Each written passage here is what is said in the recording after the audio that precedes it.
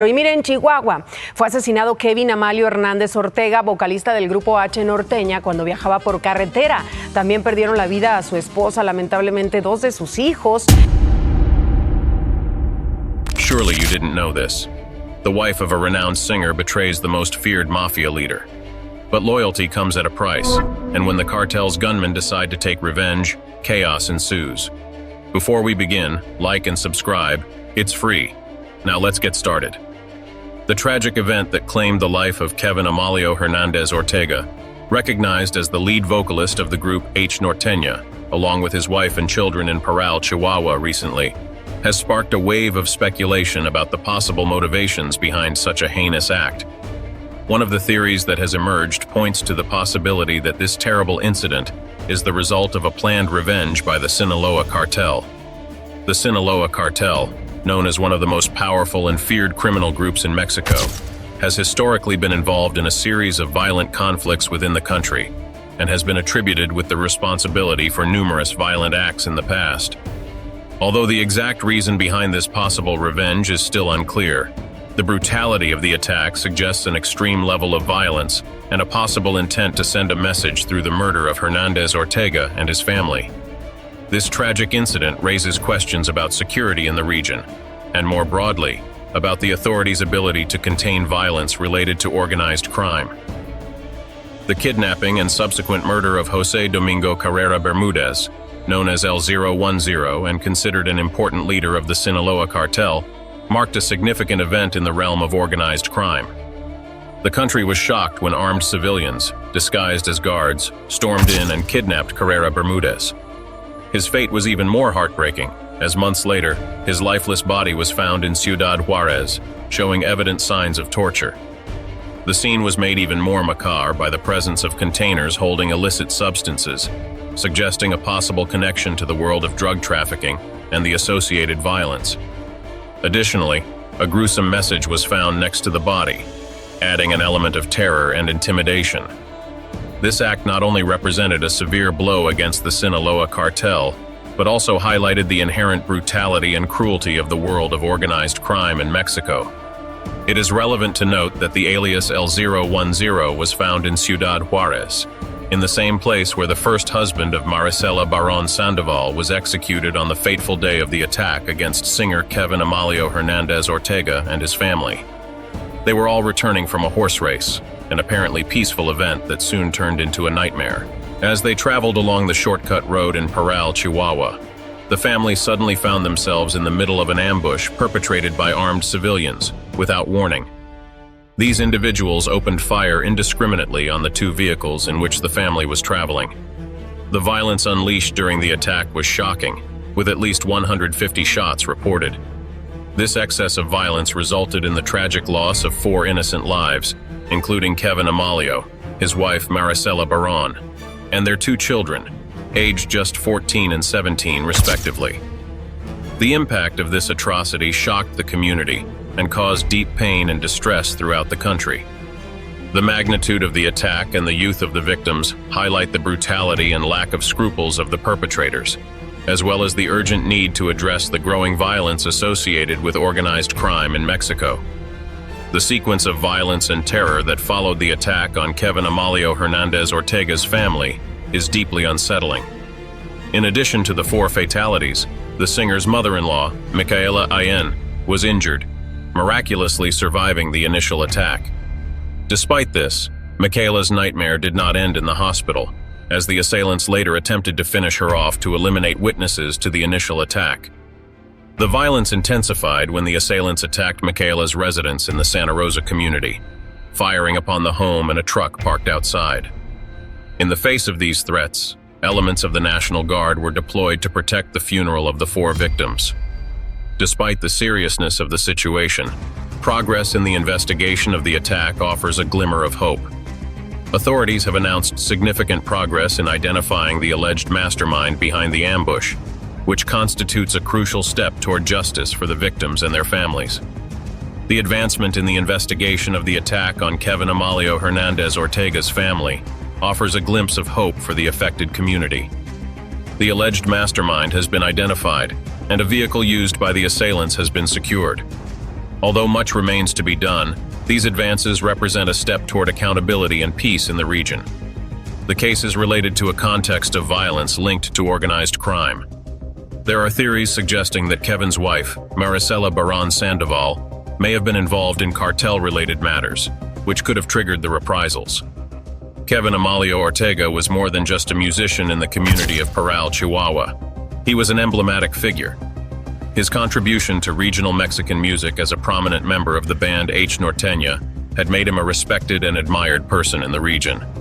Since the beginnings of the group, Kevin Amalio had been a constant presence, playing a fundamental role as the lead vocalist and player of the bajo quinto, a central instrument in the characteristic sound of Norteña music. His musical talent was exceptional.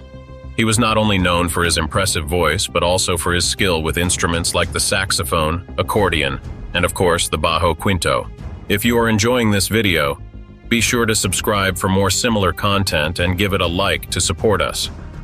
This versatility and mastery of various instruments set him apart in the local music scene and made him a reference point for musicians and fans alike.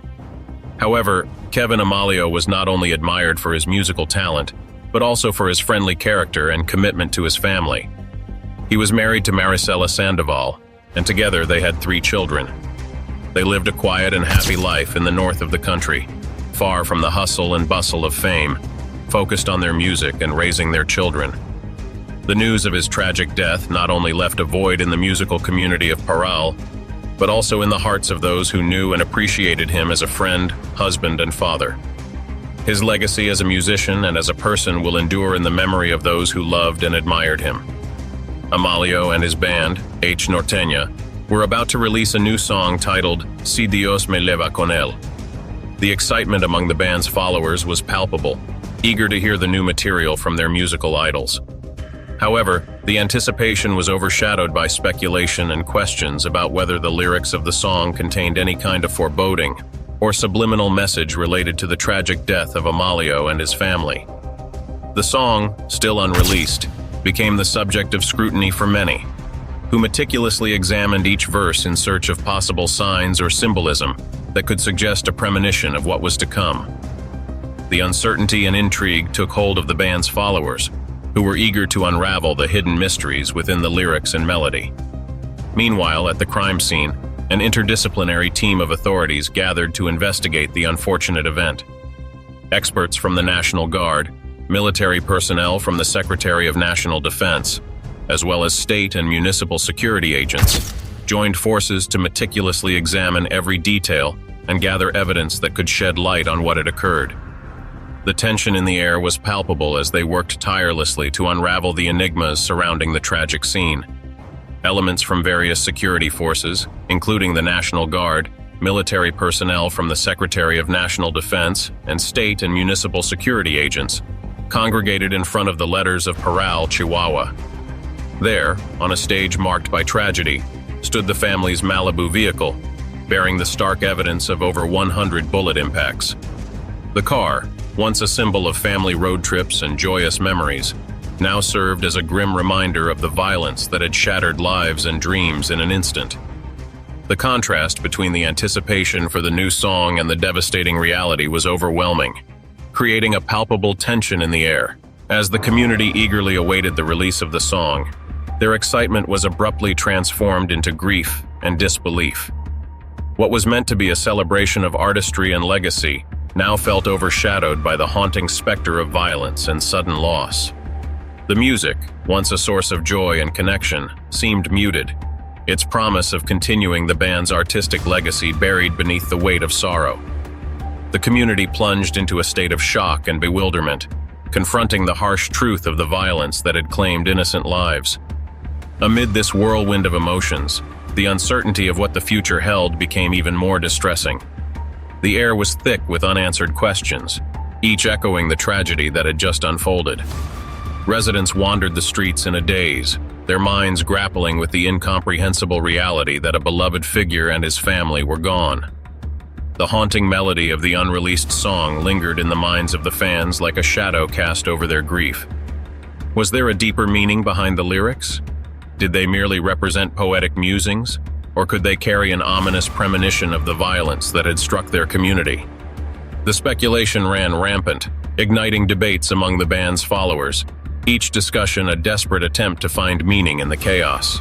In living rooms, cafes, and on social media platforms, people dissected the lyrics line by line, seeking clues and hints of what might have been foreseen. If God takes me with him, they pondered, was Amalio expressing a sense of inevitability? Did he sense that something was about to happen? The line struck a chord with many.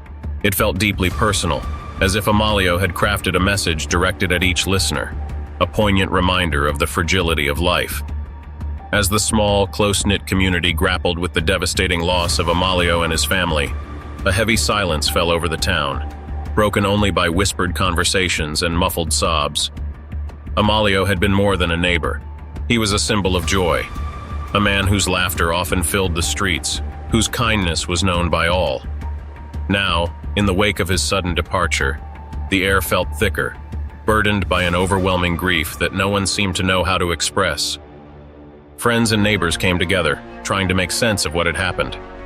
They spoke of Amalio's infectious smile, the way he would play music in the square, drawing people out of their homes to join him in impromptu gatherings that always ended in shared meals and stories.